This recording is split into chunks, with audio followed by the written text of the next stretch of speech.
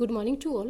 Welcome back to another video, and today's we will start with the earlier models of atom, in which the first model is Thomson's model of atom. J.J. Thomson in 1904 proposed a model of atom. J.J. Thomson proposed first atomic model.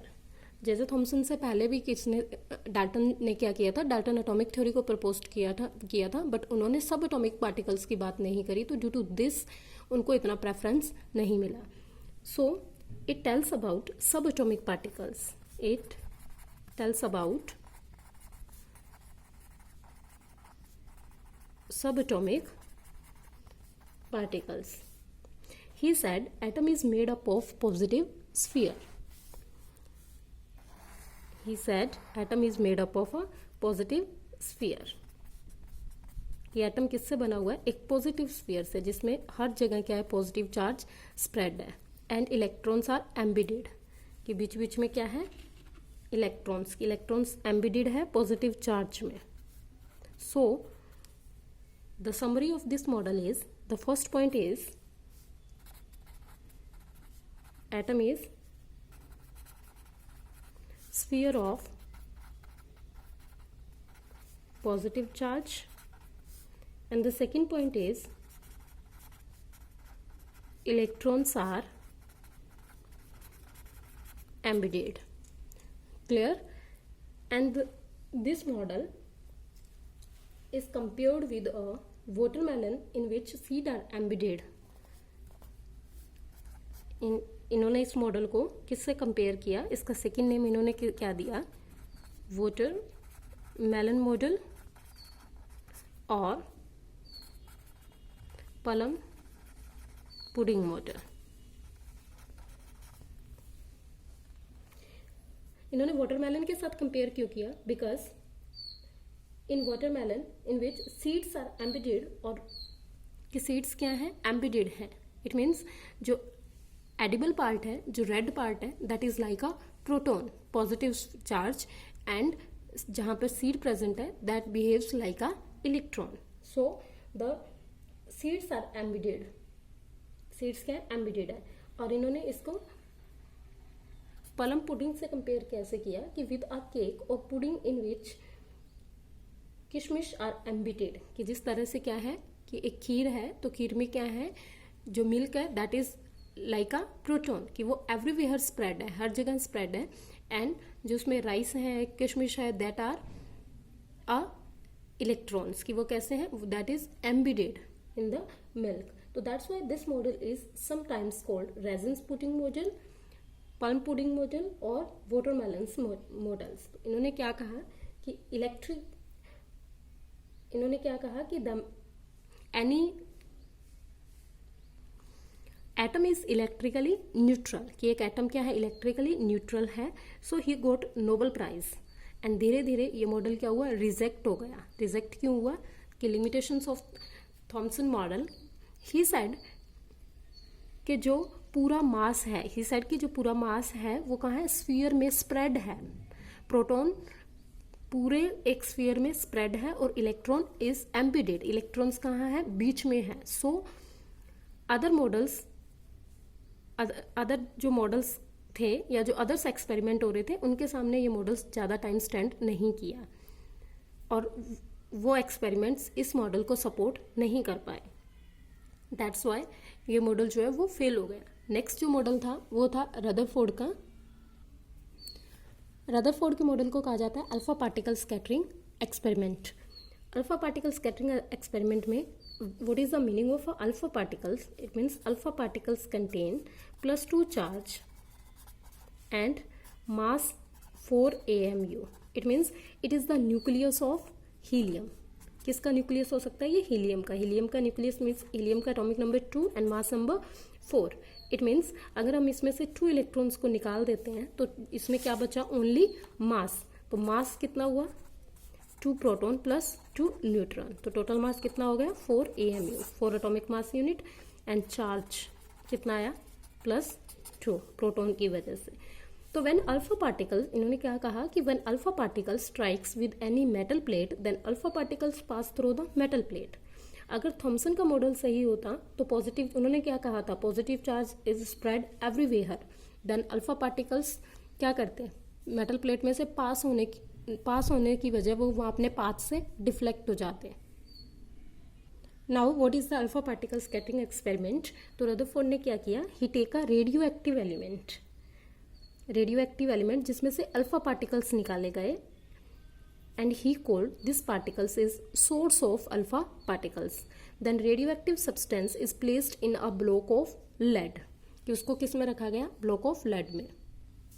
तो इन्होंने क्या किया, radium it's a source of alpha particles, radio active, इन्होंने radio activity पे experiment किया और इसको किस में रखा, ब्लॉक ऑफ लेड में।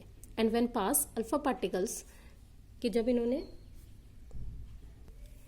एंड यहाँ पे एक स्लिट का यूज किया, स्लिट को क्यों यूज किया, slits were used to get a fine beam, and this is a thin gold foil जिसपे अल्फा पार्टिकल्स स्ट्राइक करेंगे। और यहाँ पे अल्फा पार्टिकल के डिटेक्शन के लिए क्या लगाई, एक स्क्रीन लगाई, this is called zinc sulphide screen, एक फ्लोरोसेंट मटेरियल की स्क्रीन को यहाँ यूज किया। तो आफ्टर देन हुआ क्या, the presence of alpha particles at any point detected with the help of a circular zinc sulfide screen, the point at which an alpha particle strike this screen, a flash of light is given out। कि जैसे इस fluorescent material पे alpha particles ने strike किया जिस point से भी, तो इसने क्या किया, a flash of light is given out. तो इस एक्सपेरिमेंट से जो ऑब्जर्वेशंस उन्होंने निकाले वो कौन कौन से ऑब्जर्वेशन थे। द फर्स्ट ऑब्जर्वेशन इनका क्या था कि 99.9% alpha particles passed through the gold foil, कि इस गोल्ड फॉइल में से स्ट्रेट 180 के एंगल पे स्ट्रेट वो पास हो जाएंगे। कितने particles, 99.9% particles without any deviation, कि अपने पाथ से डेविएट हुए बिना वो सीधे निकल रहे हैं। सेकेंड यहाँ से क्या निकला कि some of the alpha particles were deflected by small angles, some of alpha particles were deflected by small angles, कि कुछ अल्फा पार्टिकल्स क्या हो रहे हैं, अपने पाथ से वो स्ट्रेट जाने की बजाय क्या हो रहे हैं, इधर उधर अपने पाथ से क्या हो रहे हैं, डिफ्लेक्ट हो रहे हैं ग्रेटर देन 90 डिग्री के एंगल से। एंड थर्ड कंक्लूजन क्या था, very few particles, very few इन्होंने क्या बताया कि ओनली इन 20,000, कि 20,000 में से ओनली 1 पार्टिकल्स ऐसे क्या थे, वो डिफ्लेक्टेड बैक, कि वो वापस आ रहे थे, कि वो इधर उधर डिफ्लेक्टेड बैक, इधर उधर वो डिफ्लेक्ट हुए जा रहे थे। सो यहाँ से क्या हुआ कि ये 3 इन्होंने ऑब्जर्वेशन निकाली जिनके बेस पे इन्होंने इस एक्सपेरिमेंट का कंक्लूड किया। तो इसका कंक्लूजन क्या था, फर्स्ट कंक्लूजन इन्होंने क्या दिया कि since most of the alpha particles pass through the foil without any deflection, it means कि there must be sufficient empty space within the atom, कि इन्होंने क्या कहा कि एक एटम के बीच में क्या होगा, एम्प्टी स्पेस रहेगा, कि ये अगर हमारे पास कोई भी एटम है तो इसके बीच में क्या है, जो पॉजिटिव चार्ज है वो यहाँ रहेगा और इसमें क्या होगा, मैक्सिमम स्पेस एम्प्टी रहेगा। तो ड्यू टू दिस क्या हुआ कि मोस्टली पार्टिकल्स इसमें से पास हो गए। सेकेंड कंक्लूजन क्या दिया कि since few alpha particles were deflected through small angles and alpha particles were positively charge particles, this could be deflected only by some positive charge. कि सेकेंड इन्होंने क्या कहा था कि कुछ अल्फा पार्टिकल्स क्या हुए, डिफ्लेक्टेड हुए सम एंगल से। इट मीन्स कि इस पॉजिटिव चार्ज के आसपास जो पार्टिकल्स आएंगे वो क्या होंगे, अल्फा पार्टिकल खुद क्या है, पॉजिटिव चार्ज पार्टिकल्स है, तो ये क्या होंगे, बाय सम एंगल से डिफ्लेक्ट हो जाएंगे वापस। एंड थर्ड इन्होंने क्या किया कि वेरी फ्यू पार्टिकल्स ऐसे थे जो क्या हुए, डिफ्लेक्ट हुए बाय द सेम पाथ, कि वो सेम पाथ से बैक हो गए। सेम पाथ से बैक हुए जो पार्टिकल्स इस पॉजिटिव चार्ज के बिल्कुल सामने से आएगा, कि पॉजिटिव चार्ज के बिल्कुल सेंटर में से जाएगा, वो पार्टिकल्स क्या होंगे, वापस वहीं से बैक हो जाएंगे। तो ये इनका मेन क्या था, कंक्लूजन था। और यहीं से क्या हुआ, इन्होंने रदरफोर्ड का मॉडल यहीं से क्या था, थॉमसन का मॉडल फेल हुआ, क्योंकि थॉमसन ने क्या कहा था कि पॉजिटिव चार्ज आर एवरीवेयर। तो अगर पॉजिटिव चार्ज एवरीवेयर होता तो इनके ये कंक्लूजन नहीं आने थे। तो इन्होंने क्या कहा कि पॉजिटिव चार्ज क्या होता है, सिर्फ सेंटर में होता है, तो जहां से क्या हुआ, न्यूक्लियस की डिस्कवरी हुई। It means the small heavy positively charge body present with in the atom was called nucleus. तो इन्होंने क्या कहा कि जो सेंटर में पॉजिटिव चार्ज है वो क्या होता है, न्यूक्लियस होता है। तो nucleus which is a very small in size carries positive charge and in which the entire mass of the atom is concentrated, कि जहां एटम का एंटायर मास कॉन्सेंट्रेट रहेगा। Since electrons क्या have negligible mass, तो the mass of atom is mainly due to proton and neutrons. तो hence proton and neutrons must be present in the nucleus. तो the presence of positively charged proton in the nucleus also account for the positive charge of the nucleus. तो यहाँ से Rutherford के model से क्या हुआ, nucleus की discovery हुई। So guys, keep revising the Thomson model and Rutherford model. Next हम करेंगे नील बोहर का मॉडल।